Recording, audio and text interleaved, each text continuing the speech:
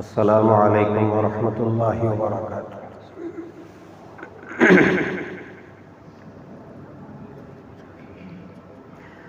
الحمد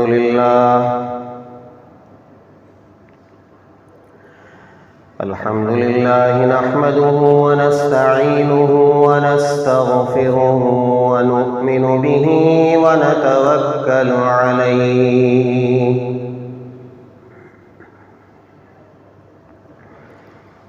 ونعوذ باللہ من شرور انفسنا ومن سیئات اعمالنا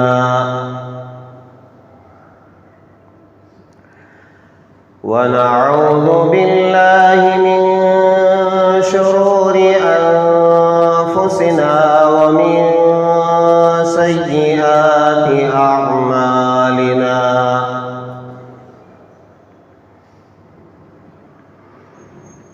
من يهده الله فلا مضل له ومن يضلله فلا هادي له ونشهد أن لا إله إلا الله وحده لا شريك له ونشهد أن سيدنا ونبينا ومولانا محمدا عبده ورسوله الذي أرسل بالحق بشيرا ونذيرا وداعيا إلى الله بإذنه وسراجا منيرا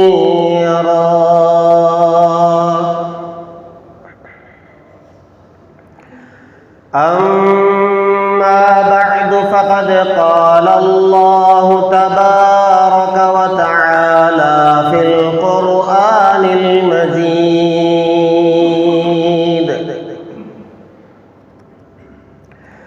أعوذ بالله من الشيطان الرجيم. بسم الله الرحمن الرحيم. قل إن كان آباؤكم وأبناؤكم وإخوانكم وأزواجكم وعشيرتكم وأموال اقترفتموها وتجارة تخشون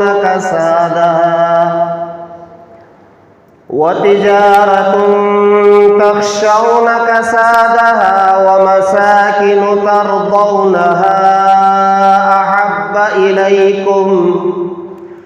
أحب إليكم من الله ورسوله وجهاد في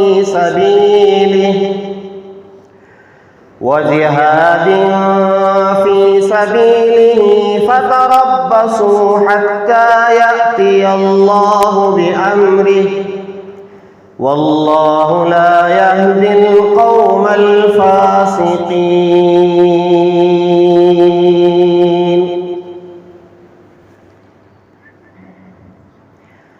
آمنت بالله صدق الله العظيم وصدق رسوله النبي الكريم ونحن على ذلك لمن الشاهدين والشاكرين والحمد لله رب العالمين.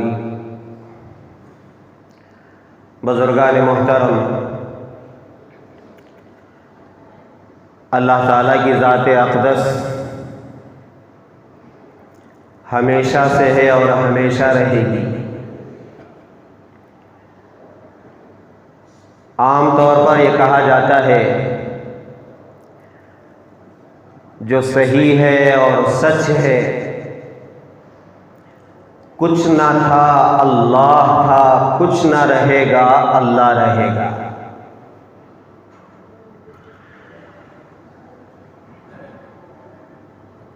اسی کو حدیث قدسی میں اللہ پاک نے فرمایا کنت کنزم مخفیہ، میں ایک چھپا ہوا خزانہ تھا، میں اکیلا، مجھے جاننے والا کوئی نہیں، میری عظمتوں کو پہچاننے والا، میری طاقتوں کو جاننے والا، میرے خزانوں کو سمجھنے والا، میری قدرت کو سمجھنے والا کوئی نہیں ہے، میں اکیلا تنے تنہا، میں چھپا ہوا ہوں۔ فَأَحْبَبْتُ أَنْ أُعْرَفَ، میں نے چاہا کہ میری پہچان ہو، میں اللہ ہوں تو کون ہوں، اللہ کی ذات پہچانی جائے۔ اللہ نے چاہا، اللہ کی چاہت ہوئی کہ مجھے پہچانا جائے،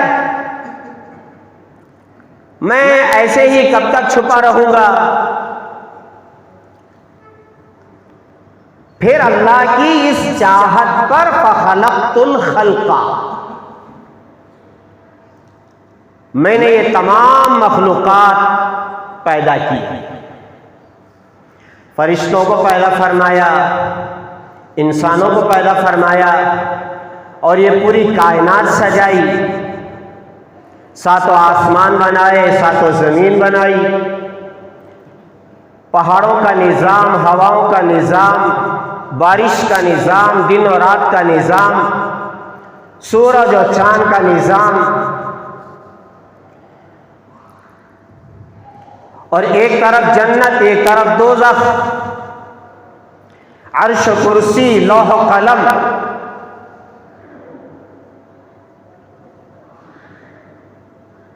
اللہ فرما رہے ہیں میری پہچان ہو اس لیے میں نے مخلوق کو پیدا کیا۔ اب جب اللہ تعالی مخلوقات کو پیدا کر کے مجھے اور آپ کو دنیا میں لایا ہے، اس کائنات کے اندر ہم سانس لے رہے ہیں، کھا پی رہے ہیں، زندگی گزار رہے ہیں، یہ جو جسم اللہ تعالیٰ نے بنایا ہے، سر سے لے کر پاؤں تک، حضرات علماء کرام نے فرمایا اللہ نے ہر عضو کو یہ کام دیا ہے۔ آنکھوں کا کام ہے دیکھنا، کانوں کا کام ہے سننا، زبان کا کام ہے بولنا، ہاتھوں کا کام ہے پکڑنا، پاؤں کا کام ہے چلنا، اور پھر جسم کے اندرونی جو اعضاء ہیں ان میں سے ہر ایک کا ایک ایک کام ہے۔ اس انسان کے اندر اللہ تبارک و تعالی نے ایک چھوٹا سا قلب، جگر، دل رکھا ہے۔ فرمایا اس کا کام کیا ہے؟ جیسے جسم کے اعضاء کا ہر ایک کا ایک ایک کام ہے، وہ اپنی ڈیوٹی میں لگے ہوئے ہیں۔ اللہ نے جس کو جس کام کے لیے لگا دیا ہے بس وہ کام کر رہا ہے۔ کائنات میں بھی آپ دیکھ لیں، سورج اپنا کام کر رہا ہے، چاند اپنا کام کر رہا ہے، وہ کام بھی کیسے کر رہا ہے؟ رتی برابر، ذرہ برابر اس میں نافرمانی نہیں ہے، برابر ہر ایک اللہ کے حکم پر طوعاً او کرہا، چاہے نہ چاہے اللہ کے احکامات کے مطابق اپنے کام انجام دے رہے ہیں۔ اب یہ جو دل ہے اس کا کام کیا ہے؟ اللہ نے اسے کیوں بنایا ہے؟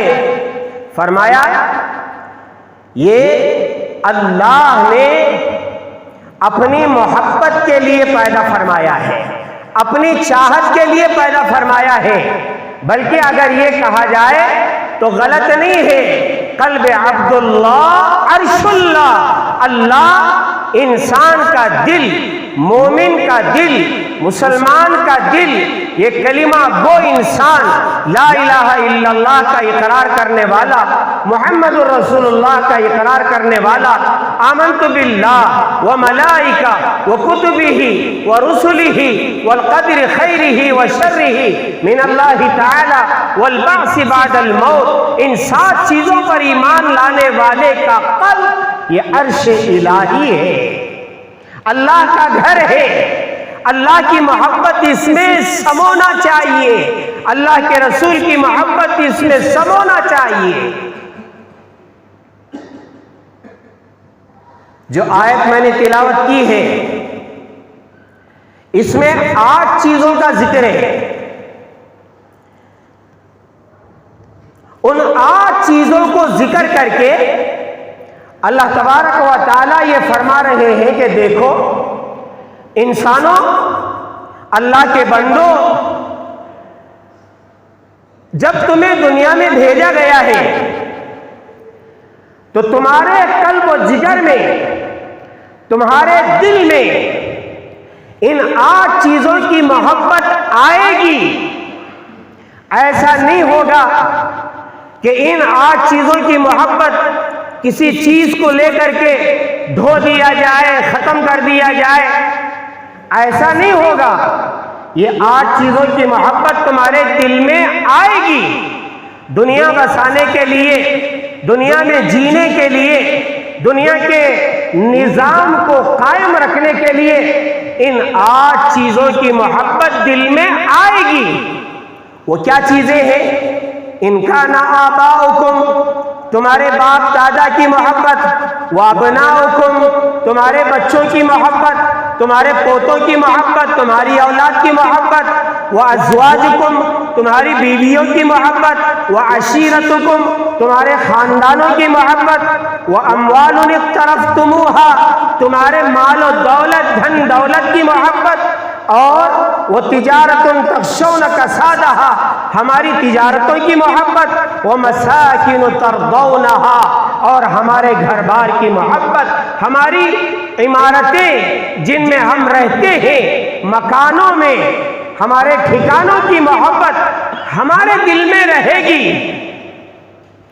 لیکن اللہ تبارک و تعالی یہاں اس بات سے آگاہ کر رہے ہیں، اس بات کی دعوت دے رہے ہیں، اے میرے بندو، اے کلمہ پڑھنے والوں، اللہ کو ایک ماننے والوں، روز آخرت پر ایمان لانے والوں، ان 8 چیزوں کی محبت تو رہے گی، لیکن ان 8 چیزوں کی محبت کے اوپر جو محبت غالب آنا چاہیے وہ کیا ہے؟ اللہ کی محبت، اللہ کے رسول کی محبت، اور جہاد فی سبیل اللہ کی محبت۔ یہ 3 محبتیں ان 8 چیزوں کی محبتوں پر غالب ہونا چاہیے۔ سب سے زیادہ محبت اللہ کی ہونی چاہیے، پھر رسول اللہ کی، پھر جہاد فی سبیل اللہ کی۔ اللہ کی محبت آنا ہے، رسول اللہ کی محبت دل میں ہوگی تو اللہ کی محبت آئے گی، اور پھر آگے چل کر کے جب ان دونوں کی محبت دل میں سمائے گی، جہاد فی سبیل اللہ، جہاد فی المال ہو اور جہاد فی الجان ہو، جان کی محبت بھی اور مال کی محبت بھی، انسان ان دونوں کے سامنے نچھاور کر کے رہ جاتا ہے۔ ہاں اللہ تعالیٰ کی محبت سب پر غالب ہونا چاہیے۔ سوال پیدا ہوتا ہے کیوں ہونا چاہیے؟ اللہ کی محبت سب پر غالب کیوں ہو؟ میرا عزیزو، حضرات علماء کرام نے سینکڑوں وجوہات بتائی ہیں اللہ کی محبت ہمارے دل میں کیوں ہونا چاہیے، لیکن دو وجہ، دو سبب ایسے ہیں، فرمایا ان دو کی وجہ سے اللہ کی محبت ہمارے دلوں میں ہر چیز سے غالب ہونا ہی چاہیے۔ ایک وجہ کیا ہے؟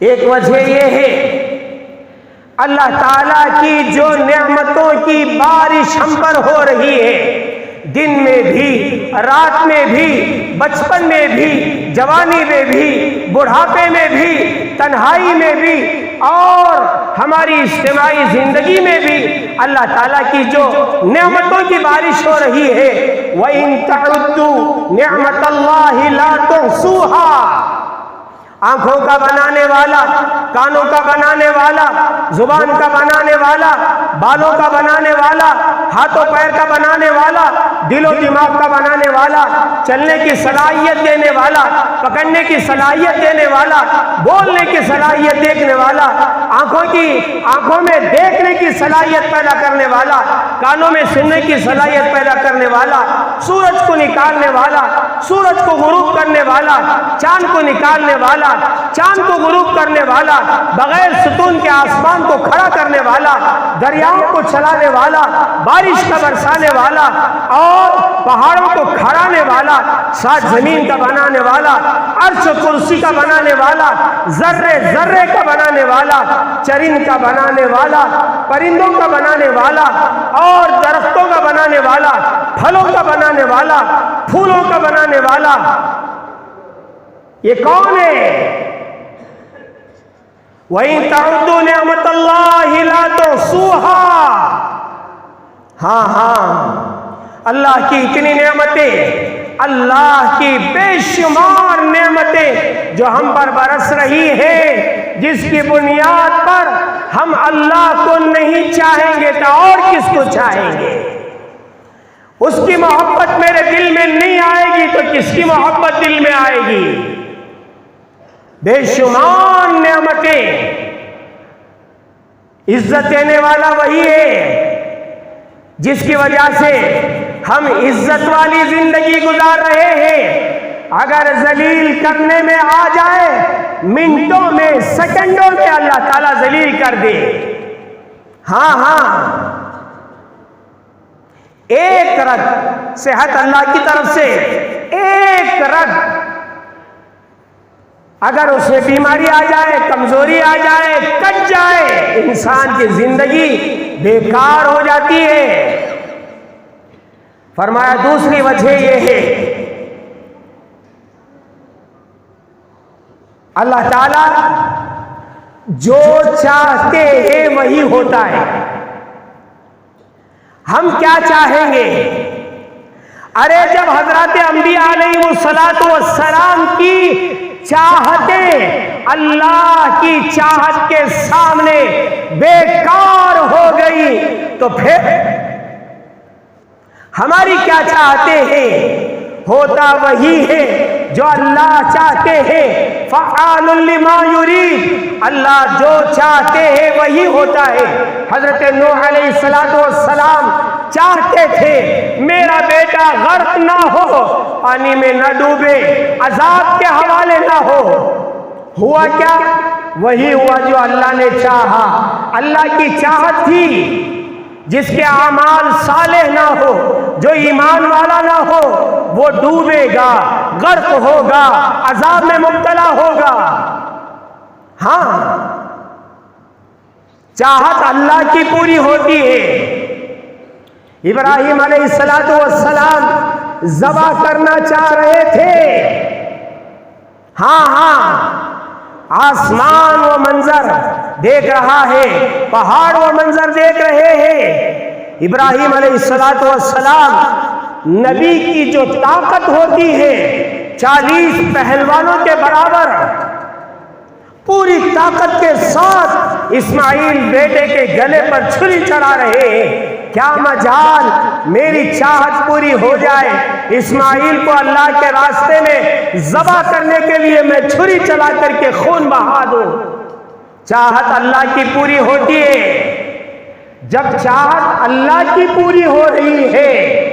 اور سنو، میرے اور آپ کے آقا تاجدار مدینہ احمد مجتبیٰ محمد مصطفیٰ حضرت رسول اللہ صلی اللہ علیہ وسلم کیا نہیں چاہ رہے تھے میرے چچا ابو طالب کلمہ پڑھ لیں؟ دن رات یہی سوچ رہے ہیں چچا کلمہ پڑھ لے، ان کے احسانات مجھ پر بہت زیادہ ہیں.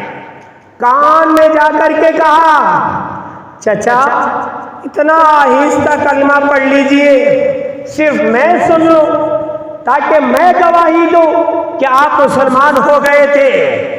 ہاں اللہ کی چاہت کے سامنے کسی کی چاہت پوری نہیں ہوتی. یہاں تک کہ سید الانبیاء چاہ رہے ہیں چچا کلمہ پڑھ لے، انک لا تہدی من احببت ولکن اللہ یہدی من یشاء. میرے محبوب، آپ اپنے اوپر یہ ذمہ داری کیوں لے رہے ہیں؟ وہ ذمہ داری ہدایت دینا میرا کام ہے. میں جسے چاہے دوں، جسے چاہے نہ دوں، وہ میری چاہت ہے. حضرات علماء کرام یہاں فرما رہے ہیں جب نعمتوں کی بارش کرنے والا اللہ اور ہماری چاہت کے سامنے اللہ کی چاہت ہی پوری ہوتی ہے تو پھر اللہ کو ہم اپنے دلوں میں کیوں نہ بسائیں؟ والذین آمنوا اشد حبا للہ. اے ایمان والو، تمہارے دلوں میں ہر چیز کی محبت سے زیادہ اللہ کی محبت ہونا چاہیے. جب اس دل میں اللہ کی محبت آ جاتی ہے، بندہ اللہ کی محبت میں غرق ہو جاتا ہے، مستغرق ہو جاتا ہے. پھر اس کے سامنے یہ دنیا کوئی چیز نہیں ہوتی. جیسے اللہ نے فرمایا یہ کھیل کود ہے، یہ مچھر کا پر ہے، یہ مکڑی کا جالا ہے. یقین مانے، یقین مانے، یقین مانے، جتنا بڑا کروڑ پتی ہو، لکھ پتی ہو، اور دنیا کا وہ کتنا ہی بڑا بزنس مین ہو، اس کے سامنے جب اللہ کی محبت اس کے دل میں رچ بس جاتی ہے، میرے پیارو یاد رکھو یہ دنیا اس کے سامنے ہیچ ہے، کوئی چیز نہیں ہے. آپ نے سنا ہوگا شیخ عبد القادر جیلانی رحمت اللہ علیہ بڑے تاجر تھے. پانی کی جہازوں میں ان کی تجارت ہوا کرتی تھی، ان کا مال آتا تھا، ان کا مال جاتا تھا. آپ نے زندگی میں کئی مرتبہ سنا ہے کسی نے آ کر کے کہا، حضرت تمہارا جہاز جو تجارت کے مال کا لدا ہوا تھا وہ پانی میں غرق ہو گیا. تھوڑی دیر دل کی طرف متوجہ ہوئے اور کہا الحمدللہ. تھوڑی دیر کے بعد وہ شخص آیا اور آ کر کے کہنے لگا، حضرت وہ آپ کا جہاز نہیں تھا، وہ کسی اور کا جہاز تھا. صحیح سالم آپ کا تجارتی جہاز تجارت سے مال سے لدا ہوا وہ کنارے پر پہنچ گیا ہے. حضرت آنکھ بند کرتے ہیں، دل پر توجہ ڈالتے ہیں اور کہتے ہیں الحمدللہ. سننے والوں کو سمجھ میں نہیں آیا، حضرت ادھر ڈوب رہا ہے تو بھی الحمدللہ، بچ کر کے کنارے پر آ رہا ہے تو بھی الحمدللہ. اللہ کی تعریف آپ نے انا للہ نہیں کہا، دونوں مرتبہ آپ نے الحمدللہ کہا. کیا وجہ؟ حضرت نے فرمایا میں نے الحمدللہ نہ مال کے ڈوبنے پر نہ مال کے بچنے پر کہا، بلکہ میں اپنے دل کی طرف متوجہ ہو کر کے دیکھا، میں نے مراقبہ کیا اور دیکھا کہ دل کیا اس مال کے چلے جانے پر غمگین ہے. میں نے دیکھا الحمدللہ میرا دل غمگین نہیں ہے، بس میرا دل اللہ کی یاد میں مشغول ہے. میرا دل اللہ اللہ اللہ اللہ اللہ کہہ رہا ہے، اللہ کی یاد میں وہ مشغول ہے، مستغرق ہے، نہ اسے مال سے کچھ تعلق ہے.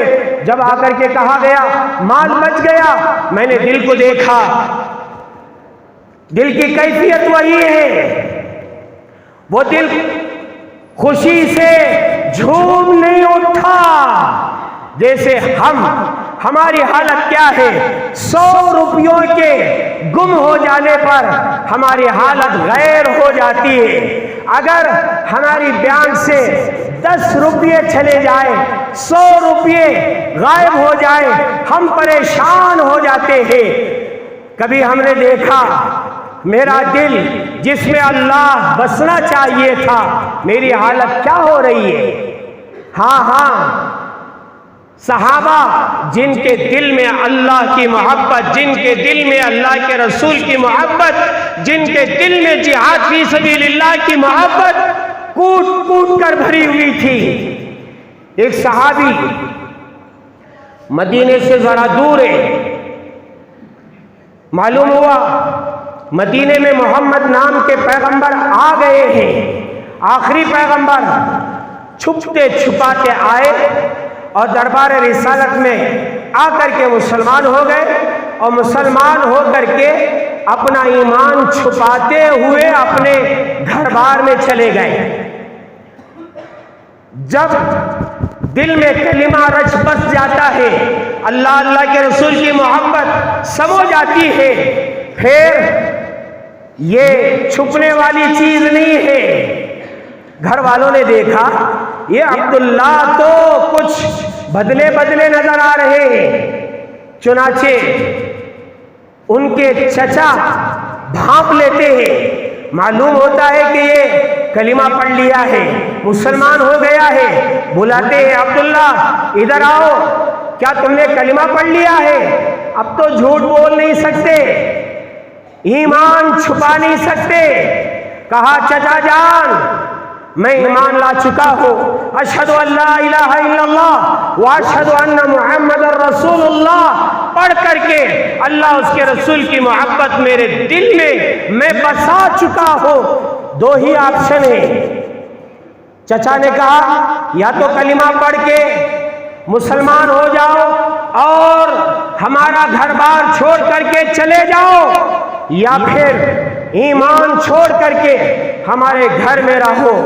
میرے عزیزوں، ٹکوں پر ایمان ہمارا بک رہا ہے۔ ہاں جھوٹ کے آگے، دھوکے کے آگے، غداری کے آگے ہمارے ایمان کے سودے ہو رہے ہیں۔ ہاں بازار یہ کس کا گھر ہے؟ شیاطین جہاں سب سے زیادہ رہتے ہیں۔ میرے پیارو، تجارت اگر امانتداری کے ساتھ ہوگی اور صداقت کے ساتھ ہوگی تو پھر تو وارے کے نیارے ہیں، ورنہ میرے پیارو یہ تجارت لے کے ڈوبے گی۔ حضرت عبداللہ سلام عرض کرتے ہیں، کہتے ہیں مجھے اس کی ضرورت نہیں ہے، میں جا رہا ہوں۔ حضرت ابراہیم علیہ السلام نے جیسے کہا ابا جان سلام ہو، میں جا رہا ہوں، سب کو چھوڑ کر کے حضرت عبداللہ گھر سے نکل رہے ہیں۔ میرے عزیزوں یاد رکھو، اپنا گھر بار سب کو چھوڑ کر کے، دھن دولت چھوڑ کر کے نکلنا کوئی معمولی بات نہیں ہے۔ 4 مہینے کی تشکیل ہوتی ہے، چلے کی تشکیل ہوتی ہے، 3 دن کی تشکیل ہوتی ہے۔ میری بیوی میرے سامنے، میرے بچے میرے سامنے، میری تجارت میرے سامنے، میرے دوست و احباب میرے سامنے۔ حضرت عبداللہ نکل رہے ہیں، چچا نے کپڑے اتروا لیے، مادر ذات برہنہ کر دیا۔ ماں دیکھ رہی ہے میرا بچہ ننگا جا رہا ہے، مادر ذات برہنہ، ایک چادر اندر سے پھینکی کہ بیٹا اسے اوڑھ کر کے چلا جانا۔ میرے عزیزوں، حضرت عبداللہ وہ ایک چادر کے 2 ٹکڑے کرتے ہیں، وہ صحابی اس کپڑے کے کیا 2 ٹکڑے کرتے ہیں؟ احادیث مبارکہ میں ان کا نام ہی ذوالبجادین کے لفظ سے یاد کیا جاتا ہے۔ 2 چادروں والے صحابی نیچے باندھ لیے، اوپر اوڑھ لیے، جائیں تو کہاں جائیں، مدینے کا راستہ ہی ہے، دربار رسالت میں آئے۔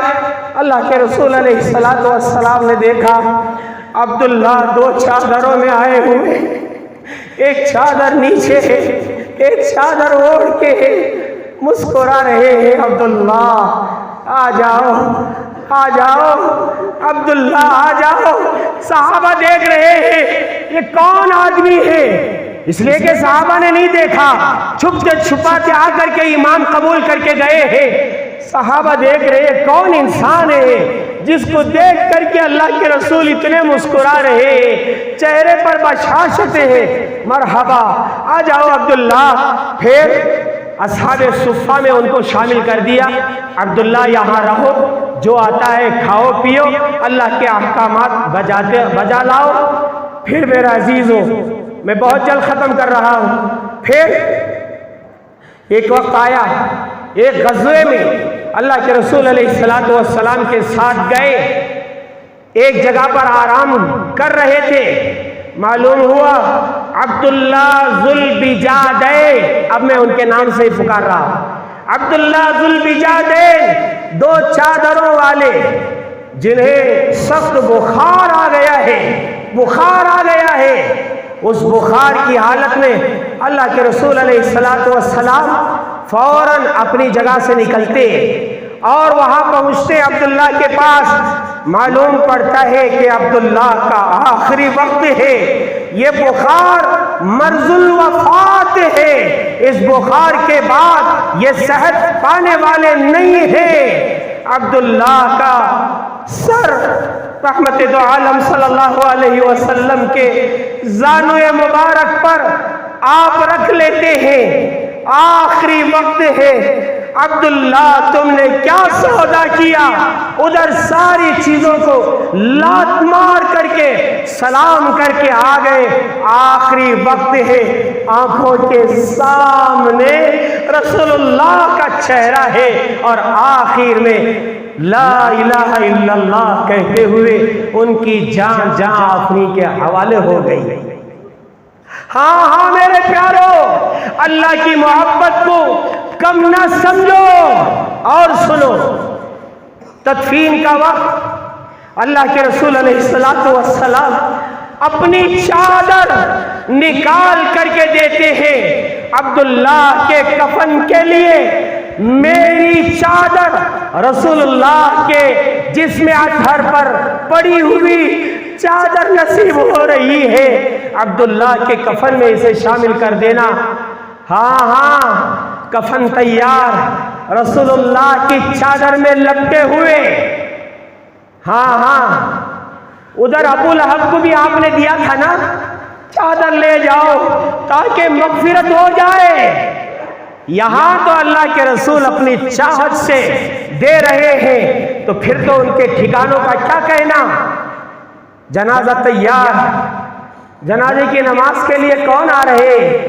ہائے باپ کی جنازہ، بیٹا پڑھا دے تو کامیاب، امام پڑھا دے تو کامیاب، عالم پڑھا دے تو کامیاب۔ یہاں تو سید الانبیاء امامت کے لیے کھڑے ہوئے ہیں، نماز پڑھا رہے ہیں۔ جنازہ نماز سے فارغ ہوا، قبرستان جایا گیا، کوئی رشتہ دار قریبی ہو تو آئے اور قبرستان میں قبر میں اتر جائے۔ بلاؤ بیٹا، آ جاؤ، باپ کی قبر میں اتر جاؤ، ماں کی قبر میں اتر جاؤ، بیوی اور بچوں کی قبر میں اتر جاؤ۔ یہاں تو سید الانبیاء عمر بھی دیکھ رہے ہیں، ابو بکر بھی دیکھ رہے ہیں۔ اللہ کے رسول علیہ السلام بنفس نفیس قبر میں اتر کر کے کہا، آہستہ سے سنبھل کر کے عبداللہ کے میت کو نیچے اتارنا، انہیں کوئی تکلیف نہ ہو۔ آہستہ سے اتارا گیا۔ اب سنو میرے پیارو کیا ہو رہا ہے۔ اللہ کے رسول قبر کے حوالے کر کے اللہ سے کہتے ہیں، صحابہ سن رہے ہیں، اے میرے صحابہ، یہ عبداللہ ذوالبجادین اللہ کی طرف متوجہ ہو کے کہتے ہیں، یا اللہ، میں عبداللہ سے راضی ہوں، تو بھی اس سے راضی ہو جا۔ اتنا بڑا پروانہ میرے پیاروں، ہماری نمازیں، ہماری زکوٰۃ، ہمارا حج، ہمارا روزہ ہم تو کر رہے ہیں، لیکن میرے پیاروں اللہ راضی ہے کہ نہیں ہے کوئی گارنٹی نہیں ہے، لیکن امید ہے، امید پر دنیا قائم ہے اور امیدوں کو اللہ تعالیٰ انشاءاللہ ضائع نہیں کرے گا۔ لیکن یہاں 100% سرٹیفکیٹ حاصل ہو رہی ہے کہ اللہ میں عبداللہ سے راضی ہوں، تو بھی راضی ہو جا۔ حضرت عمر فرماتے ہیں، سنو آخری بات، حضرت عمر فرماتے ہیں میں اس وقت یہ سوچ رہا تھا کاش رسول اللہ کے ہاتھ میں عبداللہ کی میت کے بجائے میری میت ہوتی، میں رسول اللہ کے ہاتھ میں ہوتا اور میرے بارے میں یہ اعلان ہو جاتا۔ اللہ کے رسول فرما رہے ہیں اللہ میں عبداللہ سے راضی، تو بھی راضی ہو جا۔ میرے پیاروں یہی رضامندی کے لیے ہم دنیا میں آئے ہیں۔ یہ جو نمازیں، یہ روزے، الحمدللہ رجب کا مہینہ شروع ہو گیا ہے، گویا رمضان ہمارے آنکھوں کے سامنے نظر آ رہا ہے۔ اللہم بارک لنا فی رجب و شعبان وبلغنا رمضان۔ اللہ زندگی میں ایک اور مرتبہ رمضان دے دے، رمضان دے دے، ہماری زندگی میں برکت دے دے تاکہ ہم رمضان میں پہنچ کر کے اللہ کو راضی کر لیں، رسول اللہ کو راضی کر لیں۔ میرا عزیزو یہ دعا آپ اگر نہیں پڑھے ہیں اب آپ پڑھ لیں، اللہم بارک لنا فی رجب و شعبان وبلغنا رمضان۔ اللہ تعالی ہمارے دلوں میں اللہ کی محبت نصیب فرمائے، رسول اللہ کی محبت نصیب فرمائے اور جہاد فی سبیل اللہ کی محبت نصیب فرمائے۔ اللہ تبارک و تعالی اسلام کے لیے اپنا جان، مال، وقت سب کچھ قربان کر کے اللہ کو راضی کرنے کی توفیق عطا فرمائے۔ وآخر دعوانا ان الحمد للہ رب العالمین۔